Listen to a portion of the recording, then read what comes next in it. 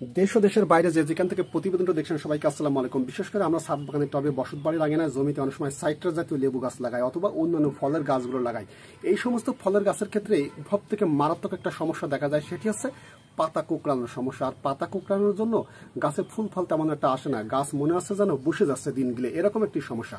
তাই এই সমস্যাটা বেশিরভাগই দেখা যায় বর্ষাকালীন সময়, আর শুকনোর মৌসুমে একটু কম দেখা যায়। তাই আমরা আলাদা আলাদাভাবে ট্রিটমেন্ট করব।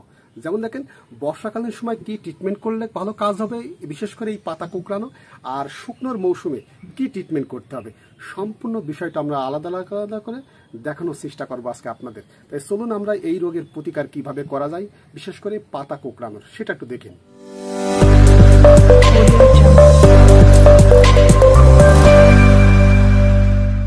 তাই শুকনোর মৌসুমে কখনো যদি বিশেষ করে পাতাগুলো কুঁকড়িয়ে যায়, লেবু গাছের অথবা কুল গাছের অথবা অন্যান্য ফল গাছের অথবা সবজি চাষের ক্ষেত্রে যদি এরকম পাতা কুঁকড়িয়ে যায়, সেক্ষেত্রে আপনি ব্যবহার করতে পারেন, এইটা ব্যবহার করতে পারেন। যেমন সিনজেন্টা কোম্পানির ভার্টিমেক, এটি অ্যাবামেকটিন গ্রুপের, বিশেষ করে অ্যাবামেকটিন গ্রুপের ভার্টিমেক, এটা ইন্ডিয়াতেও পেয়ে যাবেন অথবা বাংলাদেশেও পেয়ে যাবেন। তাই সিনজেন্টা কোম্পানির বিশেষ করে ভার্টিমেক 1.8 এটি 1 লিটার পানিতে শুধুমাত্র 2 মিলি হারে প্রতি 15 দিন অন্তর যদি স্প্রে করা যায়, সেক্ষেত্রে এই যে মাকড়ের সমস্যা পাতা কুঁকড়ানোর সবজির ক্ষেত্রে বা অন্যান্য ফল গাছের ক্ষেত্রে সেটা কিন্তু ভালো কাজ করে। তবে একটা কথা অনেকে হয়তো জিজ্ঞেস করতে পারেন, ভাই এটা কি শুকনোর মৌসুমে ব্যবহার করা যাবে, বর্ষাকালীন সময় যাবে না? হ্যাঁ, বর্ষাকালীন সময়ও যায়, শুকনোর মৌসুমে যায়। তবে অবশ্যই বর্ষাকালীন সময় ব্যবহার করার আগে একটু সতর্ক থাকতে হবে বৃষ্টির দিক থেকে। বিশেষ করে কেন এই কথা বলছি, কারণ আপনি এই কীটনাশকটি স্প্রে করার দেখা যায় 1 থেকে 2 ঘন্টা পরে বৃষ্টি হলো, সেক্ষেত্রে কীটনাশকটি ধুয়ে চলে গেল, তেমন একটা কাজ হলো না। সেক্ষেত্রে কি হলো, সবকিছুই বিফলে চলে গেল, হয়তো দায়ভার সম্পূর্ণ আমার উপরে আসবে। তাই আমি আলাদা আলাদাভাবে আপনাদেরকে দেখাতে চেয়েছি যে বর্ষাকালীন সময় কি স্প্রে করতে হবে এবং বিশেষ করে শুকনোর মৌসুমে কি স্প্রে করতে হবে। তাহলে আমরা এবার যেটা দেখব সেটা হচ্ছে বর্ষাকালীন সময় কি স্প্রে করলে কাজ হবে। যেমন একটা জিনিস যদি স্প্রে করা যায়, সেক্ষেত্রে 3টা রোগের কাজ হয়। একটা ছত্রাক যাবে, অন্য পোকামাকড়ের আক্রমণ থেকে অন্তত রক্ষা পাবেন গাছটিতে, এবং আবার অনেক সময় দেখা যায় এই যে মাকড়ের যে সমস্যা সেটাও কিন্তু দূর হবে। তাই একটা জিনিস স্প্রে করলে 3টা রোগের কাজ হয়। তাই সেটা কি আমরা এখন একটু দেখে নিই।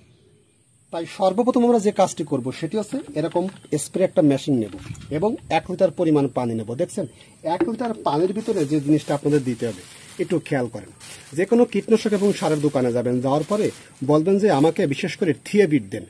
দেখছেন, থিয়েবিট, এটা 1 লিটার পানিতে শুধুমাত্র হাফ চা চামচ পরিমাণ।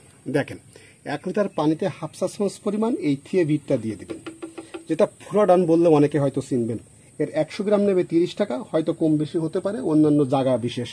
তাই 1 লিটার পানিতে শুধুমাত্র হাফ চা চামচ এই থিয়েবিট দিয়ে প্রতি 15 দিন অন্তর যদি গাছে বিশেষ করে স্প্রে করে দেওয়া হয় পাতার উপরিভাগে এবং পাতার তলার অংশে, সেক্ষেত্রে দেখবেন যে আপনার এই যে মাকড়ের সমস্যা, ছত্রাকের সমস্যা, অন্যান্য পোকামাকড়ের সমস্যা যদি থেকে থাকে, সেক্ষেত্রে কিন্তু একদমই কিন্তু দূর হয়ে যাবে, বিশেষ করে এই পোকামাকড়। তাই বর্ষাকালীন সময় বিশেষ করে এই থিয়েবিটটা যে স্প্রে করলাম, এটা স্প্রে করার পর একটা জিনিস খেয়াল করে দেখবেন, গাছের পোকামাকড়, ছত্রাক এবং অন্যান্য যে সমস্যাগুলো আছে একদমই কিন্তু বিশেষ করে আর আসবে না। তাই এটা 15 দিন অন্তর কমপক্ষে 2 বার স্প্রে করবেন। আপনার গাছটি আগের মতো স্বাভাবিক কায়দায় থাকবে, বিশেষ করে পাতায় একটা কুঁকড়াবে না, অন্যান্য সমস্যা থাকলে সেটা কিন্তু দূর হয়ে যাবে। তবে অনেকে হয়তো বলতে পারেন, ভাই এটা পাবো কোথায়? যে কোনো কীটনাশক এবং সারের দোকানে খোঁজ নেবেন, থিয়েবিট বললে অনেকে হয়তো চিনবেন, এটা প্যাকেটও কিনতে পাবেন অথবা লুজও কিন্তু কিনতে পাবেন বিশেষ করে। তাই ইন্ডিয়ার ভাই এবং বোনেরা আপনারাও কিন্তু পেয়ে যাবেন বিশেষ করে এই থিয়েবিটটা। তবে যদি থিয়েবিট বললে অনেক সময় নাও চেনে, বলবেন যে ফুরাডন আছে, ফুরাডন অনেকে হয়তো চিনবেন। তাই 100 গ্রামের দাম আমার কাছ থেকে নিয়েছে মাত্র 30 টাকা। তাই বর্ষাকালীন সময় আমি ব্যবহার করি, অন্যান্য সময়ও ব্যবহার করা যায়। তবে বর্ষাকালীন সময় কেন ব্যবহার করি সেটা একটু তো বলে দিছি। যেমন বৃষ্টির পানিতে যাতে এটা ধুয়ে না যায়, মানে আমার টাকাটা বিফলে না যায়, সেই কারণে বিশেষ করে থিয়েবিটটা আমি স্প্রে করি, বিশেষ করে বর্ষাকালীন সময়। তাই আমার গাছগুলো একদমই দেখেন সুস্থ সবল, কোনো জায়গায় বিশেষ করে মাকড়ের আক্রমণ নেই, এটাই হচ্ছে বিষয়।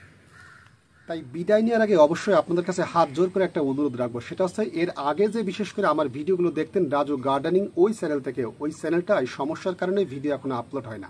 আর এই যে রাজু গার্ডেনিং 2.0, এটা আমার নতুন চ্যানেল। এখন প্রতিদিন সন্ধ্যে 7টায় নতুন নতুন ভিডিও আপলোড হয়। তাই আপনার যে কোনো মতামত অন্তত কমেন্টে একটু লিখে জানাবেন, সেক্ষেত্রে আমি রিপ্লাই দেওয়ার চেষ্টা করব। তাই আপনি যদি আমার ইউটিউব চ্যানেল থেকে এই ভিডিওটি দেখে থাকেন অবশ্যই একটু সাবস্ক্রাইব করে দিবেন ভালো লাগলে, আর যদি পেজ থেকে দেখে থাকেন অবশ্যই একটু ফলো দিয়ে যাবেন, এটাই আর কি। তাহলে সকলে ভালো থাকেন, কথা হবে আগামী পর্বে অন্য কোনো বিষয় নিয়ে। আসসালামু আলাইকুম।